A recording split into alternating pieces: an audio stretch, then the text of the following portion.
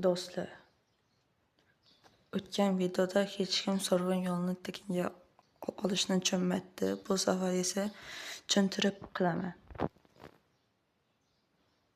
Tadbirlar bo'limiga kirasizlar.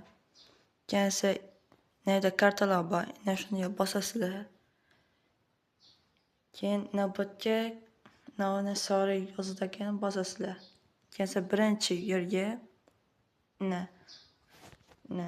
sizlarning videolaringizni havolasi kerakda.